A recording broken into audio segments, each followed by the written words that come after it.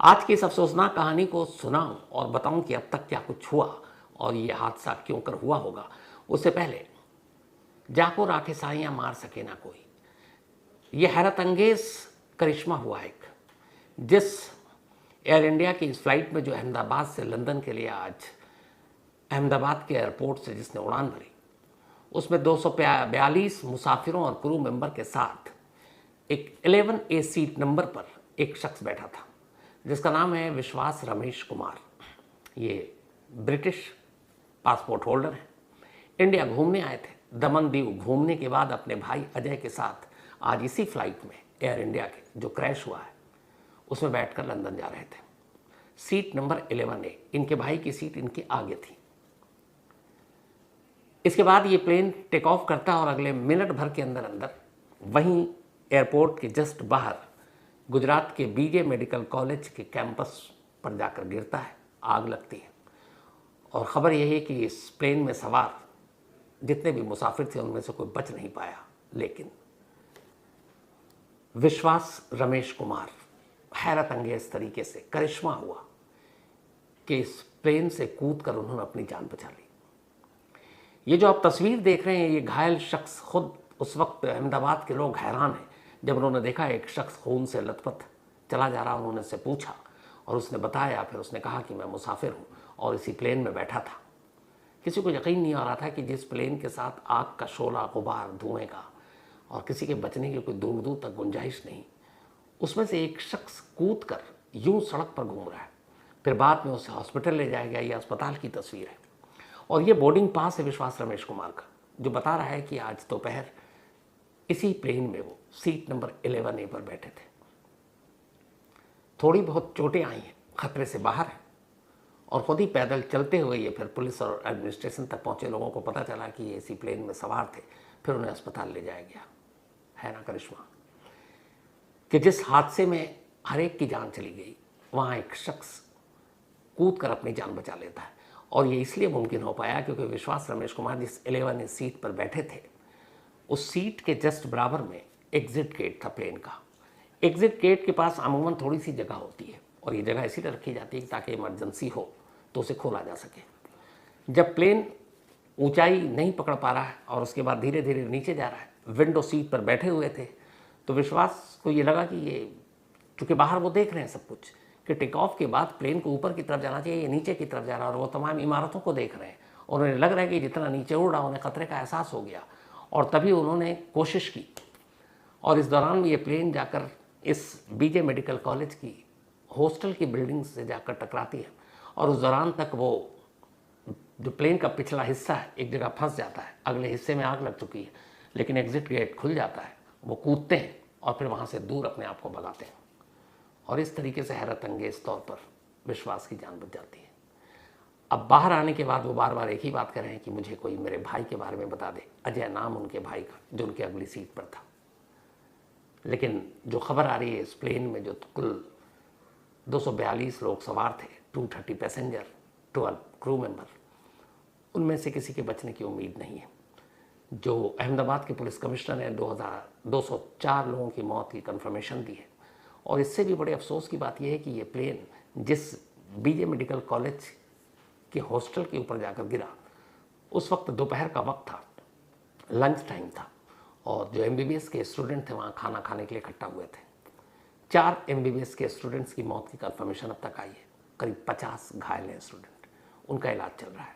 ये बीजे medical college Gujarat का सबसे बड़े सरकारी अस्पताल या सबसे बड़ा मेडिकल कॉलेज है।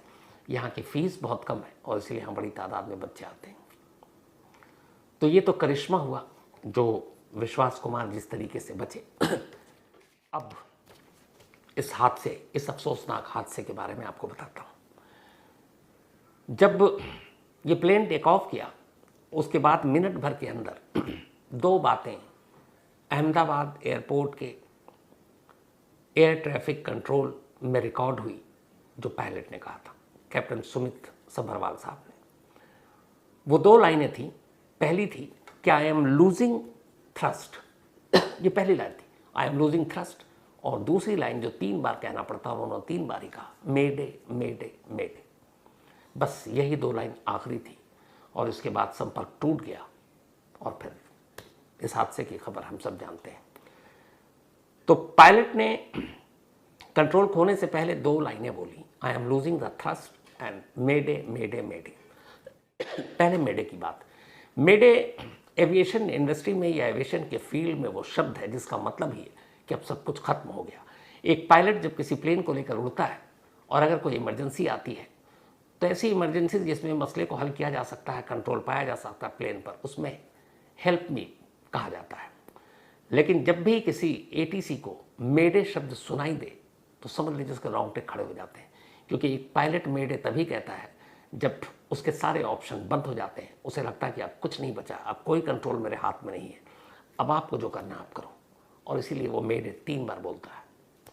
मेडे का मतलब ही है कि अब कुछ किया नहीं जा सकता, पर मेडे इसलिए बोला जाता है ताकि कैप्टन की तरफ से ये संदेश मिलने के बाद बचाव और दूसरे कामों के लिए फौरन टीम को तैयार किया जा सके। यानी मेडे का मतलब ही है कि अब हादसा होना है और उसके बाद आप जो भी आप कर सकते हो ग्राउंड पर रहते हुए। तो मेडे से पहले पायलट या कैप्टन सुमित सब्रवाल ने एक और लाइन कही थी, आई एम लूजिंग थ्रस्ट। अब इसका मतलब क्या हुआ?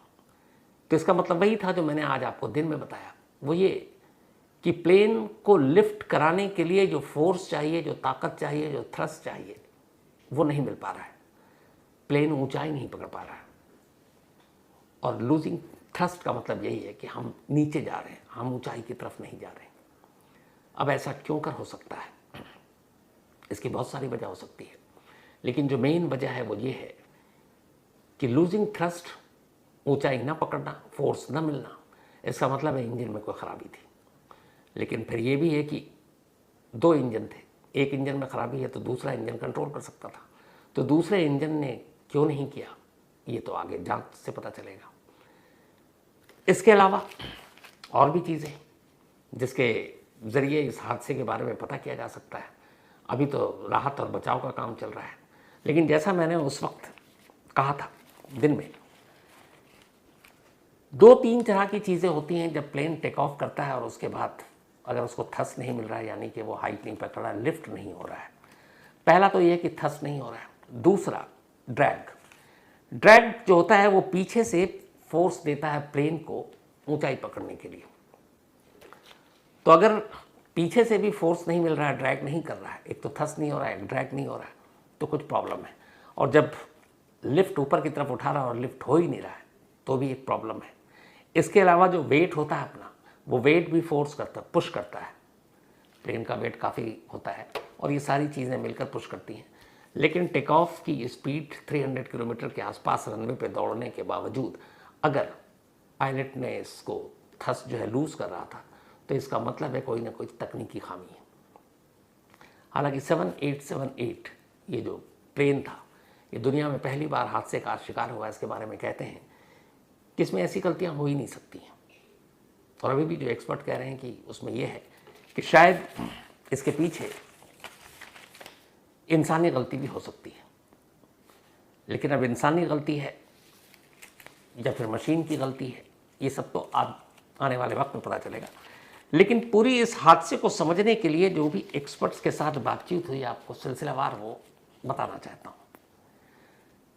टेक ऑफ के वक्त एक प्लेन हादसे का शिकार कैसे हो जाता है, क्योंकि आज टेक ऑफ में हुआ है।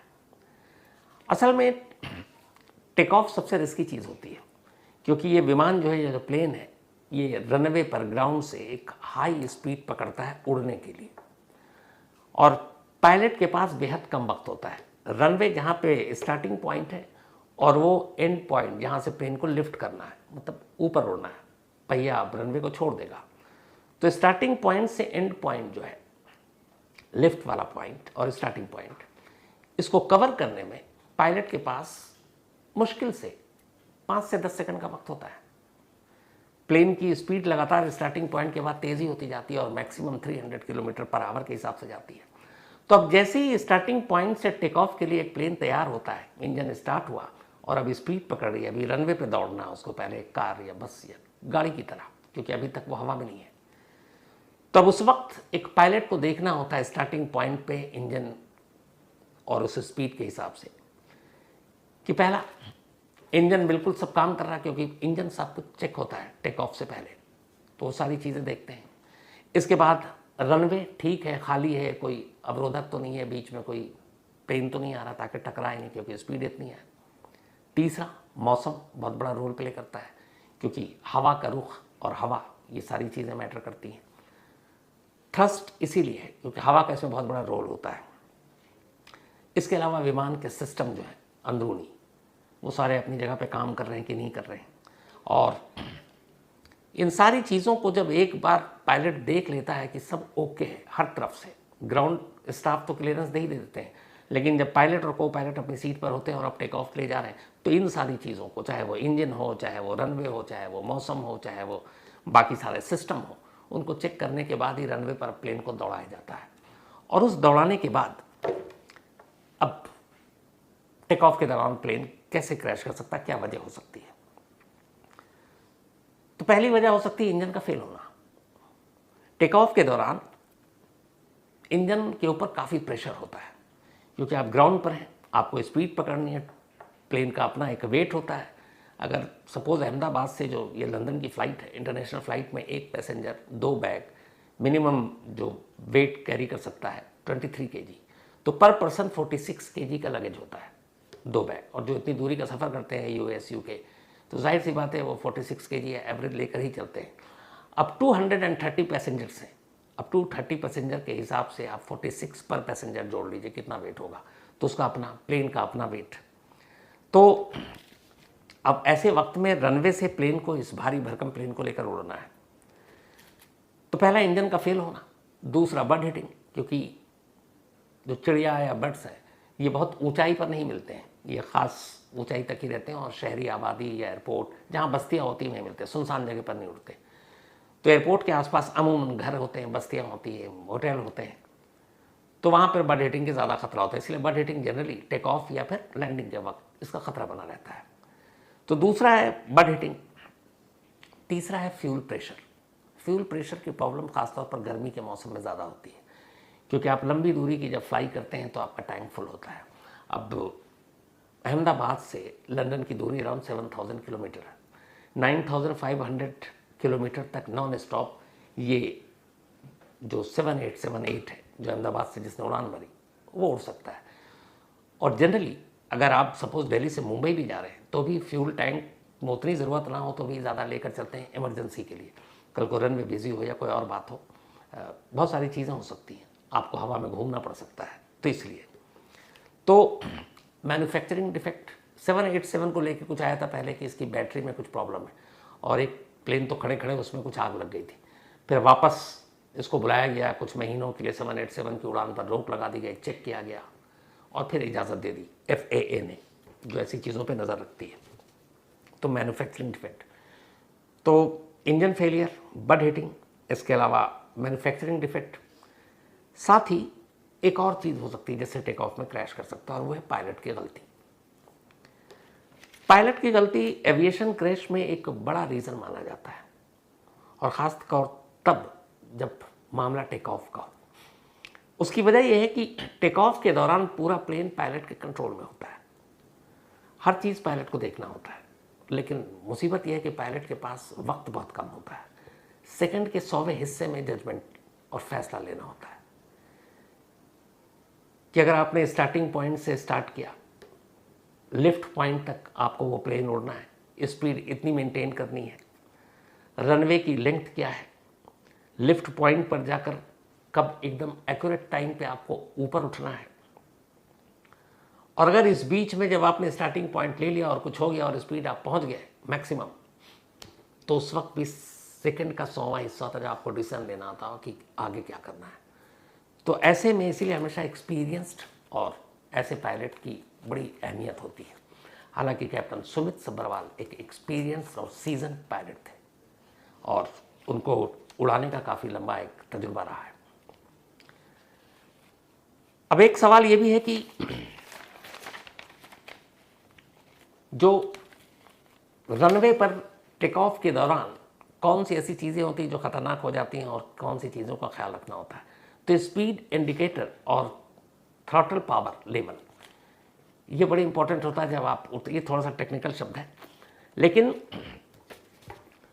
एक डेटा के हिसाब से इंटरनेशनल सिविल एविएशन ऑर्गेनाइजेशन यानी ICAO, इनकी एक रिपोर्ट है, उसके हिसाब से टेक ऑफ के दौरान जो भी प्लेन के हादसे होते हैं उनमें से 65% ऐसे हादसे इंसानी गलतियों की वजह से होते हैं। यानी टेक ऑफ के दौरान अगर कोई प्लेन क्रैश करता है, इमरजेंसी लैंडिंग होती है, तो इसकी 65% वजह प्लेन या मशीन नहीं, इंसान है, यानी पायलट है जिनकी वजह से होता है। 20% टेक्निकल खराबी की वजह से होता है, 10% मौसम इसके लिए जिम्मेदार होता है, और 5% अन्य कारण होते हैं जैसे बर्ड सेटिंग या कुछ। मौसम का जैसे मैंने बताया कि जो एक्सपर्ट्स ने बताया था, और जो आज बड़ा उस पर सीरियसली देखा जा रहा, जांच भी हो गया आगे, कि जितनी गर्मी टेम्परेचर ज़्यादा होता है हवा उतनी पतली हो जाती है, और ऐसे में जो खुद पायलट ने आखिरी में ये कहा है कि आई एम लूजिंग थ्रस्ट, तो वो फोर्स नहीं मिल पाया उस प्लेन को जो उसको लिफ्ट करा सकती, ऊंचाई प्रदान कर सकती। तो मौसम का भी इसमें एक बड़ा रोल होता है। तो ये तो खैर जांच की बात है। अब मैं बोइंग 7878 जो ड्रीमलाइनर थी, ये प्लेन जो आज हादसे का शिकार हुई है, दुनिया के बेस्ट एडवांस प्लेन में इसे की गिनती होती है। 11 साल पहले इससे खरीदा गया था। एयर इंडिया का मर्जर जब टाटा के साथ हुआ तो अब ये टाटा के साथ जुड़ा हुआ है। इसे एक प्लेन, इसकी इतनी ज़्यादा वो है इसकी खासियत कि इसकी जो लाइफ होती है 44,000 टाइम्स ये उड़ान भर सकती है, 44,000 बार। 44,000 आप समझिए कितना चक्कर हो गया। यानी कम से कम 30 से 50 साल तक एक 787 ड्रीमलाइनर एक्टिव रह सकता है, उड़ान भर सकता है। मतलब 30 से 50 साल तक की इसकी लाइफ होती है, एंड 44,000 उड़ान। इसकी जो कंपनी है जो बोइंग बनाती है, 15 साल के अंदर ये पहली बार हादसा हुआ है। 1787 ड्रीमलाइनर का कभी कोई हादसा नहीं हुआ, और उसकी वजह यही है कि कहते हैं कि ये बहुत ही एडवांस टेक्नोलॉजी के साथ बना हुआ प्लेन है। हालांकि बीच में कई बार इसको लेकर 787 को लेकर खुद इस बोइंग में काम करने वाले कुछ स्टाफ ने कंप्लेंट की थी, और उनका कहना ये था कि असल में बोइंग विमान की सुरक्षा और ईंधन के खर्च को कम करने पर तुला हुआ है ताकि बर्डन कम हो। और साथ में ये भी कहा था कि जो बोइंग 787 को बनाया जा रहा है उसके पार्ट्स अलग अलग जगहों पर अलग अलग कंपनियों को ठेके दिए गए हैं, और वो सारे पार्ट्स बनकर एक जगह आते हैं और उन्हें जोड़ा जाता है। तो उसमें एक दिक्कत ये आ रही है कि सपोज़ एक प्लेन के अगर 5 हिस्से हैं तो एक हिस्सा एक कंपनी बना रही है, दूसरा B, तीसरी C, चौथी 5, और कहीं और बनी, फिर छठे जगह पर लाई गई बोइंग के असली जगह पर, और अब उन सबको असेंबल किया जाता है। तो जब असेंबल किया जाता है तो बीच में गैप कई बार रह जाता है, क्योंकि पांचों अलग अलग एक ही प्लेन के 5 पार्ट्स 5 अलग कंपनियां बना रही हैं, असेंबल एक जगह हो रहा है। तो कई बार वो परफेक्ट नहीं होता है कि जब एक साथ बिना गैप के जुड़ जाए। इसकी कंप्लेंट आई थी, और जिसको बाद में बोइंग ने माना भी था, और उन्होंने कहा था कि हम इसको दूर कर रहे हैं। ऐसी कंप्लेंट आई, लेकिन आज तक कभी बोइंग को इस तरह की शिकायत का सामना नहीं करना पड़ा, इस तरह के क्रैश का सामना नहीं करना पड़ा। लेकिन आज 787 पहली बार क्रैश किया। इसमें 230 जो मुसाफिर थे, 169 इंडियन थे, 53 ब्रिटिश थे, 7 पुर्तगाल के थे, 1 कनाडा के थे, और दोनों पायलट भी इस प्लेन में सवार थे। अहमदाबाद एडमिनिस्ट्रेशन, वहाँ की पुलिस, वहाँ की फायर ब्रिगेड, वहाँ के हॉस्पिटल की तरफ से जो खबर आ रही है वो अच्छी खबर नहीं है। उनका कहना है कि इस प्लेन हादसे में बचने की किसी की कोई गुंजाइश नहीं है, बल्कि जो ज़मीन पर थे वो भी इसके चपेट में आ गए। और ज़मीन पर चपेट में आने वाले ज़्यादातर MBBS के स्टूडेंट्स हैं जो सरकारी कॉलेज में थे। और इत्तेफाक से जब ये प्लेन गिरा, दोपहर का वक्त था, 1:39, और ये सारे स्टूडेंट्स उस वक्त इस मेडिकल कॉलेज के मेस में खाना खाने के लिए आए थे, और तभी अचानक ये प्लेन गिरा। ब्रिटिश, चूंकि इसमें 53 सिटीजन थे, तो वहाँ की टीम भी अब इंडिया आएगी इस पूरे हादसे की जांच के लिए, क्योंकि 53 नागरिक उनके भी हैं। आगे एविएशन के एक्सपर्ट्स, बोइंग के एक्सपर्ट्स ये भी पहुँचेंगे, सारी चीज़ों की जांच होगी। और इस वक्त सबसे बड़ी दिक्कत ये है कि जो मौत हुई है, चूँकि प्लेन में आग लगी, लाशें ना देखने लायक है ना दिखाने लायक है। ये समझ लीजिए कि जैसे मिट्टी का खिलौना, बुरी तरह से जली हुई, जिसको आइडेंटिफाई ही नहीं किया जा सकता। और ज़्यादातर जो लाशें हैं उनको पहचानना मुश्किल है। तो पहचानना मुश्किल है तो फिर सवाल ये है कि जो उसमें सवार मुसाफिर थे उनमें से उनके परिवार वालों को कैसे उनकी लाशें सौंपी जाएंगी।